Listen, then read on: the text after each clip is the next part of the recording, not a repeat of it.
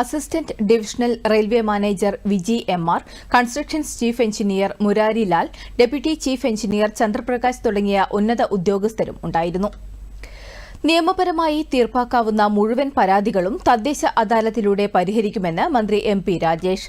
സർക്കാരിന്റെ 4ാം 100 ദിന കർമ്മ പരിപാടിയുടെ ഭാഗമായി തിരുവനന്തപുരത്ത് സംഘടിപ്പിച്ച ജില്ലാതല തദ്ദേശ അദാലത്ത് ഉദ്ഘാടനം ചെയ്യുകയായിരുന്നു മന്ത്രി.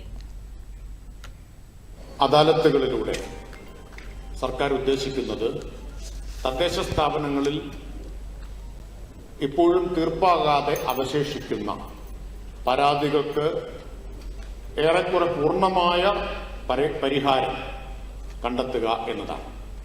നിയമപരമായി തീർപ്പാക്കാവുന്ന എല്ലാ പരാതികൾക്കും തീർപ്പുണ്ടാക്കുക എന്നതാണ് ഇതുകൊണ്ട് ഉദ്ദേശിക്കുന്നത്. തദ്ദേശ സ്ഥാപനങ്ങൾ ജനങ്ങൾ ദൈനംദിനം ആശ്രയിക്കുന്ന, ഏറ്റവും കൂടുതൽ ജനങ്ങൾ ആശ്രയിക്കുന്ന സ്ഥാപനങ്ങളാണ്. കാര്യക്ഷമമായും സമയബന്ധിതമായും തീരുമാനങ്ങൾ ഉണ്ടാവണം എന്ന ഉദ്ദേശത്തോടു കൂടിയാണ് സർക്കാർ പ്രവർത്തിക്കുന്നത്. അതുകൊണ്ടാണ് സ്ഥിരം അദാലത്ത് സമിതികൾ താലൂക്ക്, ജില്ലാ, സംസ്ഥാന തലങ്ങളിൽ രൂപീകരിച്ചത്.